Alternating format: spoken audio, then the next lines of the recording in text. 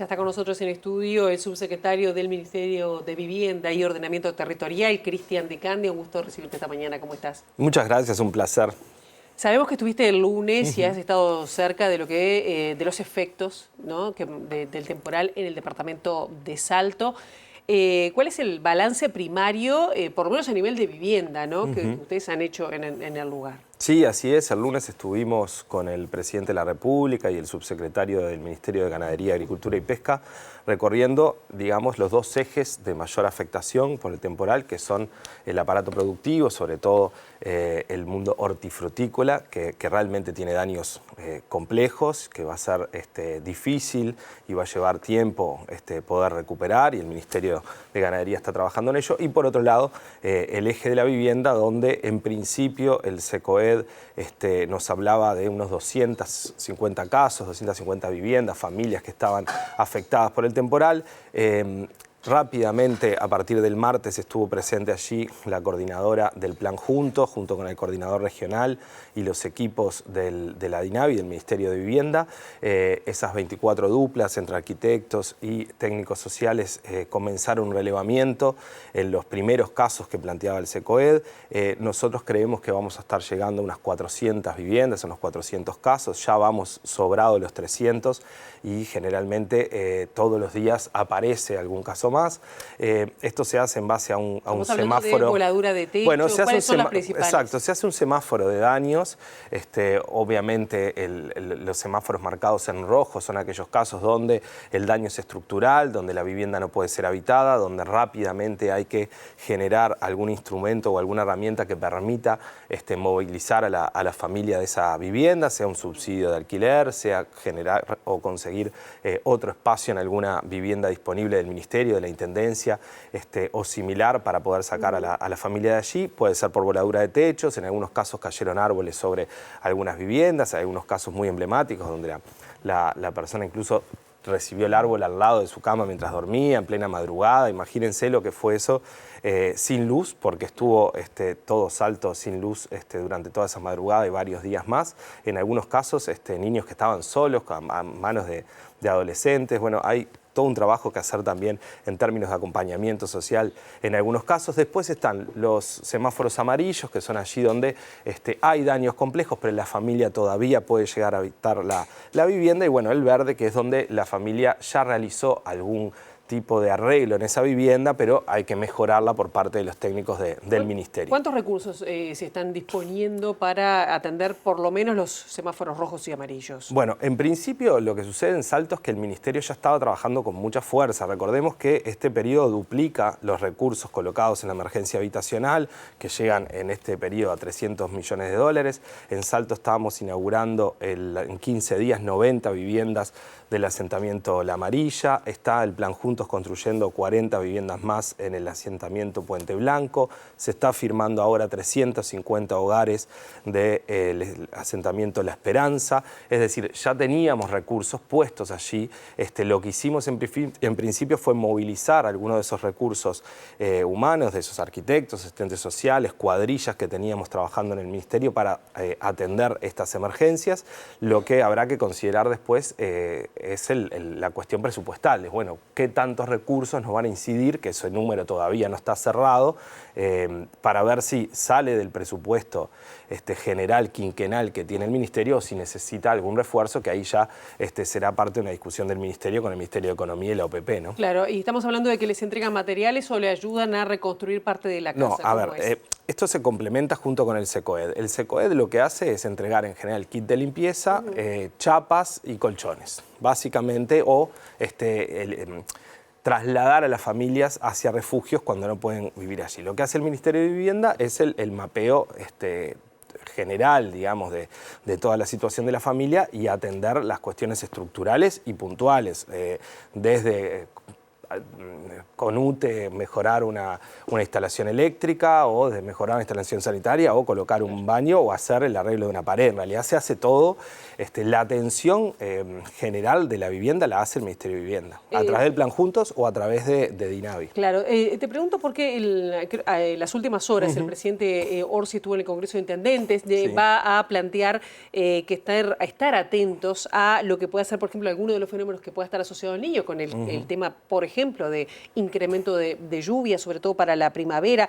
Teniendo esto como horizonte, ¿está previsto que se revisen normas o los planes de ordenamiento territorial, sobre todo en el norte del país, pero teniendo en cuenta lo que acaba de pasar en Salto? Bueno, está muy bien tu pregunta, Pilar, porque justamente ayer firmamos con 18 intendencias, nos quedó colgado Artigas, que lo vamos a hacer en las próximas semanas, convenios específicos de ordenamiento territorial, que lo que busca justamente es darle capacidades a las intendencias de planificación y de ordenamiento territorial para anticiparse a este tipo y otro tipo de complejidades futuras. El ordenamiento territorial no trabaja sobre hechos consumados, necesariamente precisa planificación, y para planificar precisar recursos. Lo que está colocando el Ministerio de Vivienda son recursos específicos para contratos, para generar equipos técnicos que permitan a las intendencias tener capacidades para generar esos instrumentos de ordenamiento. Y esto es en el marco del cambio climático y lo que está sucediendo a nivel regional y a nivel mundial con el clima, obviamente es fundamental, ¿no?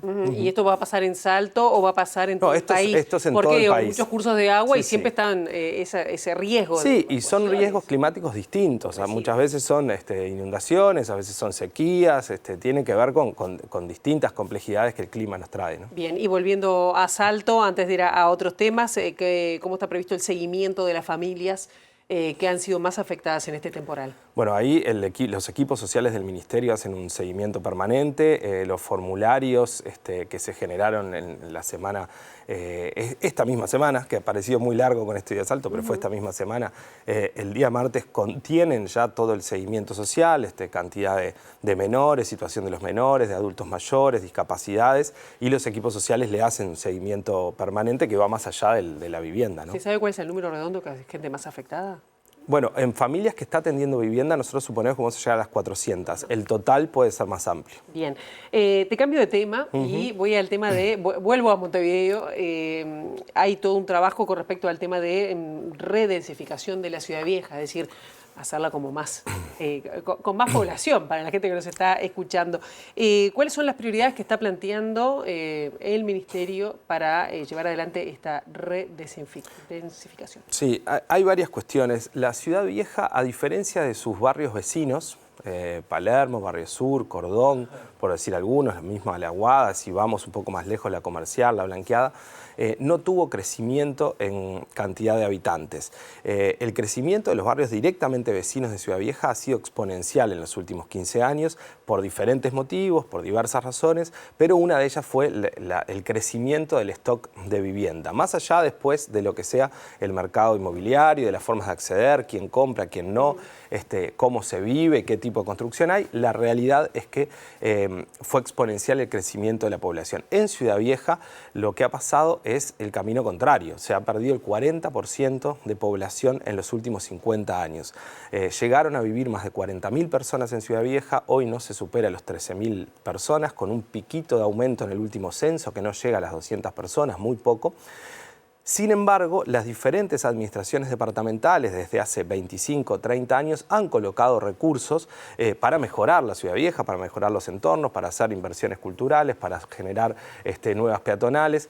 Ahora, es muy difícil que eso funcione si no hay personas, no hay familias que vivan, que convivan, que generen identidad barrial y que genere el entramado social que necesita un barrio para ser un lugar donde las familias viven. ¿Y cómo lo van a hacer? Claro, para eso estamos poniendo a disposición suelo público en principio, inversión privada, precios topeados, subsidios a la demanda y créditos del banco hipotecario. Toda esta cadena genera planes específicos donde el Ministerio de Vivienda coloca ese suelo público, se hacen llamados a través de la Agencia Nacional de Vivienda, el privado construye, le paga al Ministerio con vivienda, que eso queda como parque de vivienda pública para los diferentes planes sociales que tiene el ministerio, y el resto de la vivienda se vende a través de llamados del Ministerio de Vivienda para primera vivienda. Es decir, todo este plan lo que busca es quedar por fuera de la especulación del mercado inmobiliario, es que las familias que tienen capacidad de pago mensual, que les cuesta llegar al ahorro previo o que el mercado les queda lejos por la diferencia que hay en el ratio de ingresos, de salario con el precio de la vivienda hoy, puedan tener un plan específico. Entonces, nosotros sabemos que colocando estos llamados con el precio topeado del metro cuadrado, van a quedar un poco más económicas. El banco hipotecario garantiza el 95% de ese crédito, pero si aún con el 95% la cuota del pago de ese crédito queda muy alta o está por fuera del ratio de ingresos, el Ministerio puede subsidiar a través del plan Entre Todos hasta un 30% del pago de esa cuota mensual durante los 25 años. Te quería preguntar cuánto es el suelo público que está disponible en Ciudad Vieja, que parece poco, y por otro lado, cuánto es lo que ustedes prevén que se construya en cuanto a soluciones habitacionales que vayan a estar disponiles y a partir de cuándo. Bueno, todos estos procesos son largos, ¿no? Igual para lo que es en general la sana burocracia pública, digamos, de cuidados, de ser muy prolijos con todo esto, venimos a un buen ritmo. La primera fase son 4 predios, 3 del Ministerio de Vivienda por el eje 25 de Mayo, más 1 que se sumó del Ministerio de Educación y Cultura por la calle Cerrito. Esa de primer llamado para estos 4 predios, nosotros calculamos que va a dar entre 80 y 120 viviendas de acuerdo a los proyectos que se presenten. La segunda etapa es el edificio de la ex escuela de enfermería, allí sobre el final de la calle Sarandí, casi en La Escollera. Allí hay una iniciativa privada que fue aceptada por Presidencia, que fue aceptada por el Ministerio, que está en negociación con la Intendencia por las cuestiones de edificabilidad.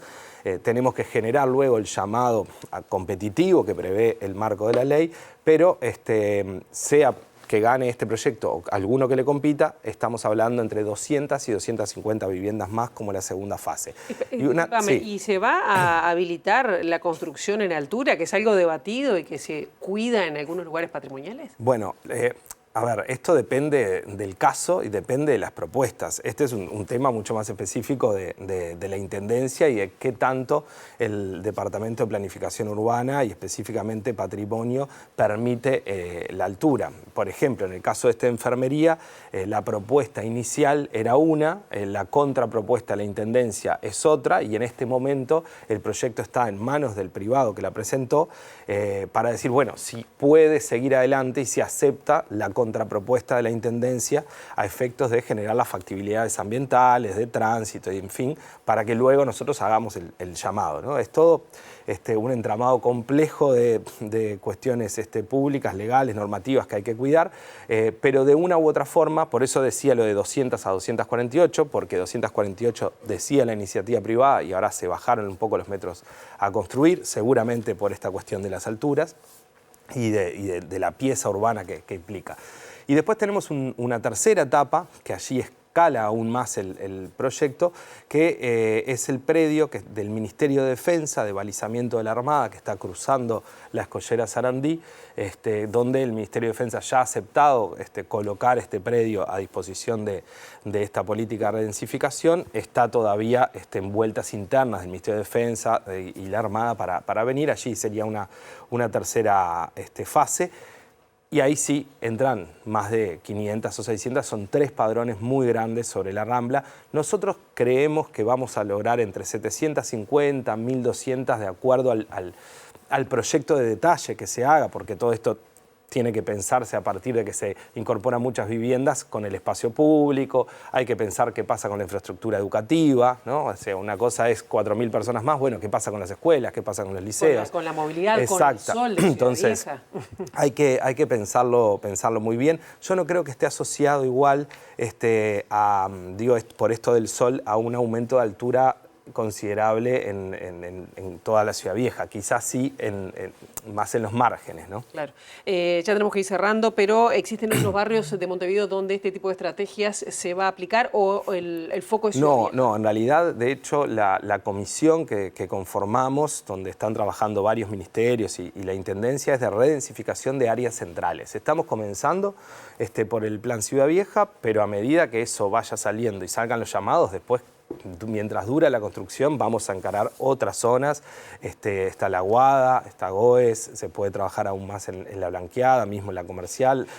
Tenemos un trabajo que hacer en la zona del Mercado Modelo, así que la idea es seguir por otras zonas y en el interior del país también, porque estamos con 2 laboratorios de economía urbana en la ciudad de Minas y en Paso de los Toros para recuperar vacancia edilicia. Acá, más allá de todo esto, de que llegar a los sectores medios que les cuesta llegar a la vivienda y de redensificar zonas centrales, hay una cuestión que tiene que ver con terminar o intentar sostener la segregación territorial, ¿no? Y poder volver al centro, ¿no? Bien, lo de Ciudad Vieja, ¿cuándo se van a ver las primeras casas? No me quedó claro. Bueno, el primer llamado está la ANB terminando las bases, depende del tiempo de construcción, pero diríamos, estos son padrones chicos, diríamos, un año y medio aproximadamente. Sí, son 2 años y medio la construcción de la Escuela de Enfermería y bueno, ya para el de Defensa queremos comenzar obras en este periodo. Cristian Di Candia, gracias. No, muchas gracias a ustedes.